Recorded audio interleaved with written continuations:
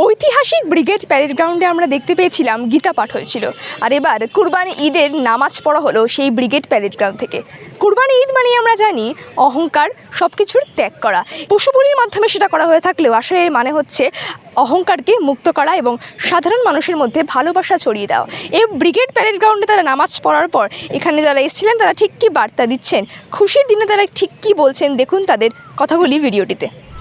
স্বাচ্ছন্দ্যবোধে নামাজ পড়ছি, কোনো রোডঘাটে জাম নেই, প্রশাসন তৎপর ছিল, ভালোভাবে নামাজটা পড়া হয়েছে এবং মানুষজন স্বাচ্ছন্দ্যবোধে উৎফুল্লভাবে নামাজ পড়ছে এবং খুব সুন্দর পরিবেশ। একটু পানির ব্যবস্থা হলে ভালো হতো, কিন্তু এটা হয়তো নেক্সট বারে হবে। যাই হোক, আমি ঈদের নামাজ পড়তে আসি বাংলাদেশ থেকে, সাতক্ষীরাতে বাড়ি, যে পাসপোর্ট ভিসা সব কিছু আছে, সমস্যা নেই। জি জি, এখানে 10 দিন আছি। জি, আমি এক্সপোর্ট ইম্পোর্টের ব্যবসা করি। মনে হয়েছে ভালো, মনে হয়েছে খুবই ভালো, বিউটিফুল পরিবেশ এবং খুব সুন্দর পরিবেশে স্বাচ্ছন্দ্যের মধ্যে। রোডঘাটে কোনো জাম নেই, পুলিশ প্রশাসন তৎপর হয়ে গাড়ি ঘোড়া আসতেছে, কোনো সমস্যা নেই। মাঠেও স্বাচ্ছন্দ্যের মধ্যে নামাজ হয়।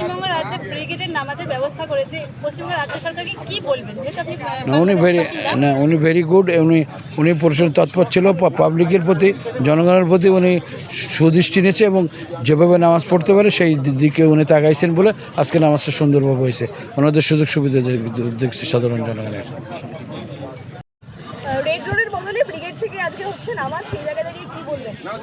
না, বলার খুব বেশি কিছু নেই। একটা কথা হচ্ছে যে রেড রোডে নামাজ হওয়া মানে রাস্তা ব্লক করা একটা বিষয় তো থাকেই।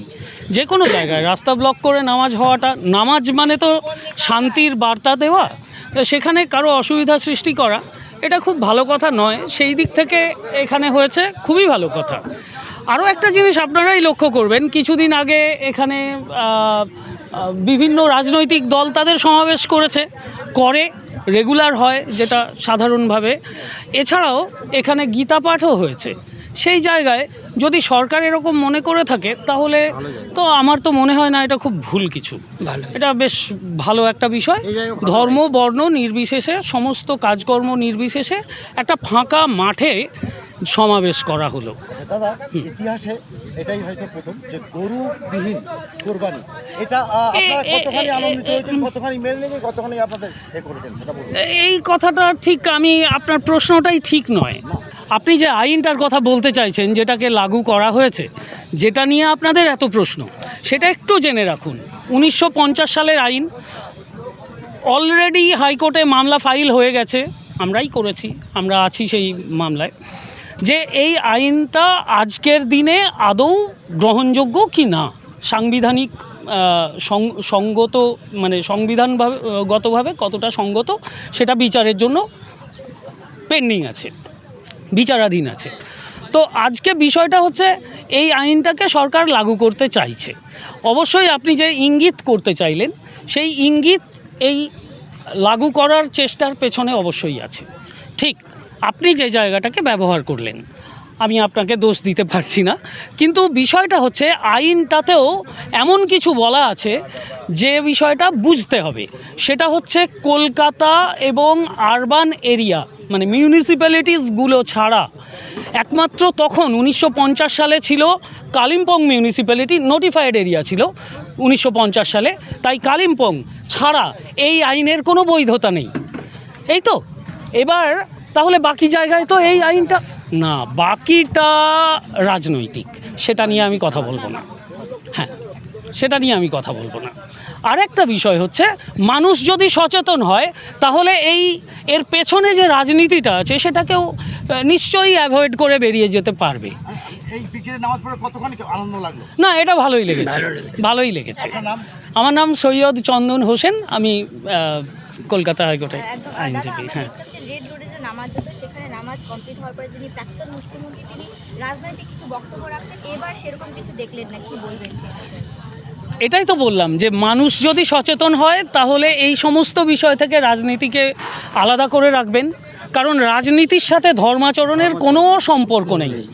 এটা সবাই বোঝে। কিন্তু যখন কোনো সরকার, কোনো দেশের সরকার জোর করে এটা চাপিয়ে দেওয়ার চেষ্টা করে, সেইখানেই সমস্যাটা তৈরি হয়। বাধ্য হয় মানুষ, অনেক মানুষ বাধ্য হয়ে যায় আচরণগুলো করতে, কারণ তাদের কিছু কম্পালশন তৈরি হয়ে যায়। সেই জায়গাগুলো আজকে নেই, এটা খুবই সুখের।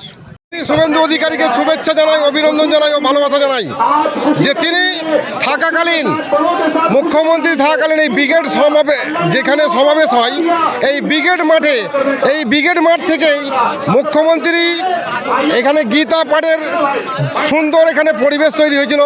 এখানে আবার ঈদুজ্জোহার অনুষ্ঠান তৈরি হয়েছে।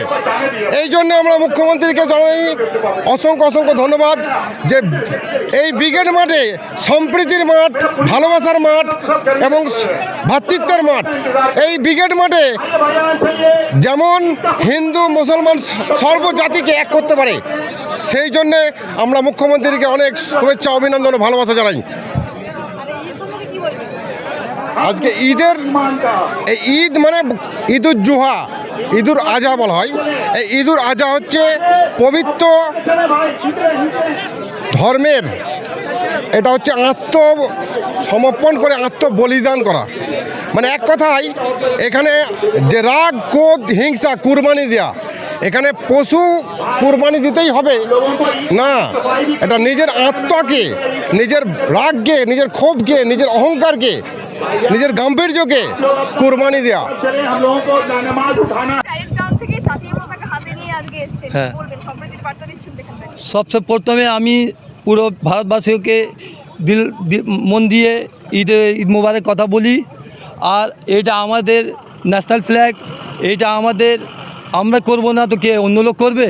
এটা তো আমাদের দেশ, আমাদের ভালোবাসা আর আমাদের ভালোবাসা। এই যে রেড রোডের বদলে আজকে ব্রিগেড প্যারেড গ্রাউন্ড থেকে নামাজ হচ্ছে, আপনারা খুশি এতে? খুবই খুশি আছি। আমাদের ধর্ম ইসলাম ধর্মতে কোনো আদার্স কোনো মানুষকে কষ্ট দেওয়ার নেই। এই জন্যে যে আমাদের এই যে মাঠে হয়েছে এটা খুবই ভালো। আমার অন্য আদার্স কোনো লোকের কারো কষ্ট হবে না, এই জন্য আমাদের খুব খুশি। ইতিহাসে এই প্রথম গরু কোরবানি বাদ দিয়ে মানুষ ঈদ উদযাপন করছে, এতে কতখানি মন থেকে মেনে নিয়েছে? স্যার আমার তো এত খুশি যে বলার নেই। এই জন্যে কে আমার একটাই কথা, যে জিনিসের আমাদের ধর্মতে বারণ করা আছে কি অন্য কোনো লোকের আমরা কষ্ট দেব না, সে কাজ আমরা কেন করতে যাব? যদি আমাদের এই দিকে আমাদের গভর্নমেন্ট, আমাদের সরকার বা আমাদের ভারত সরকার বা অন্য কোনো রাজ্যতে কোনো সরকার যদি বারণ করে বা আমাদের কোনো হিন্দু ভাইদের কষ্ট হয়, ও জিনিস আমরা করতে চাইনি। আর করে আমাদের ওদের মনে দুঃখ দেওয়ার আমাদের কোনো নেই, প্রয়োজন নেই। আমার নাম মোহাম্মদ দাউদ জামাল। একটা কথা আমি বলতে চাই, যদি আপনি করেন, যত আমাদের ভারতের নাগরিক আছে, আমাদের মুসলমান যত আমরা যে আছি পুরো হিন্দুস্তানের মধ্যে, আমাদের কোনো লোকের সঙ্গে আপনাদের কোনো লোকের কষ্ট হয়েছে, যত অন্য আদার কাস্টদের যদি কষ্ট হয়েছে, আমি সবার মুসলমান তরফ দিয়ে ক্ষমা চাই। আমি একটাই কথা বলতে চাই, হিন্দু মুসলিম শিখ ইসাই সব আছে, ভাই ভাই, আমরা একসঙ্গে থাকবো, একসঙ্গে সব খুশি মানাবো। Very good. একদম দাদা, আমরা দেখেছিলাম যে এই ব্রিগেড এই প্রথমে কিন্তু গীতা পাঠ হয়, তারপরে এখানে মুখ্যমন্ত্রী শপথ নেন এবং আপনারা আজকে এখানে নামাজ পড়লেন। সম্প্রীতির বার্তাকে আরো ভালো, এইটাই তো ভালোবাসা। এই ভালোবাসাটা কি বুঝবেন?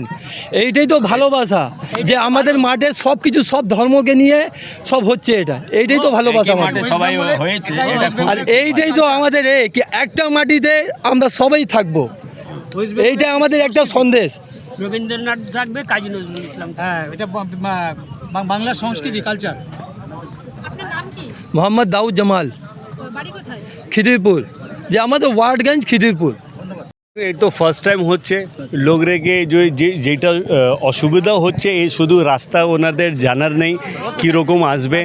যখন নতুন জায়গাতে কিছু শিফট হয় তো যেই প্রবলেম হচ্ছে ওইটাই প্রবলেম আছে, বাকি যে নামাজ পড়তে প্রবলেম তো কিছু নেই।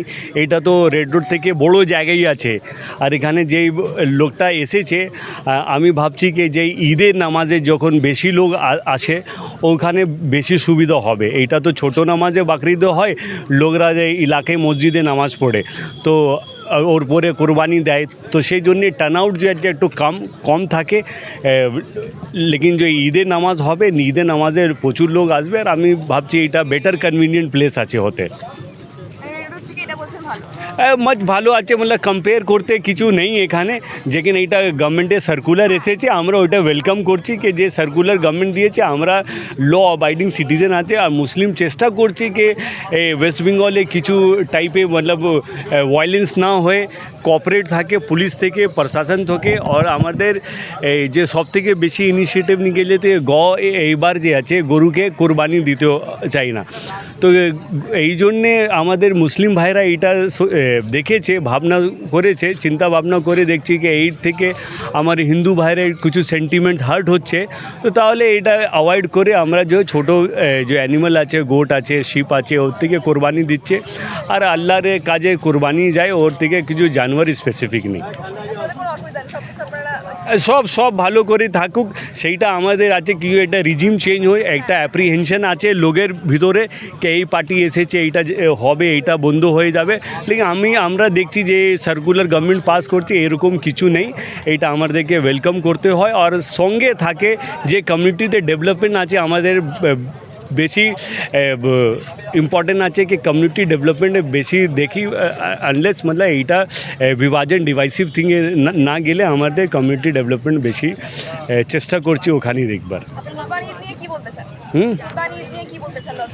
দর্শকদেরকে আমি মুবারকবাদ দিতে চাই, এইটা তো স্যাক্রিফাইস শুধু অ্যানিমালের কোরবানি নেই, কোরবানি আছে আপনার গ্রিড, আপনার হিংসা, আপনার যেই লোকের যে মনে কার সঙ্গে আপনি কিছু থাকে, তো সব থেকে এটা কোরবানি আছে। আপনাকে কোরবানি দিতে হচ্ছে নিজের যে আপনার গ্রিড আছে, আপনার যে লালচ আছে, ওর কোরবানি যে মোর ইম্পর্টেন্ট আছে। আর শুধু অ্যানিমাল তো একটা মতলব সিম্বলিক আছে, ফিগারেটিভ চিজ আছে।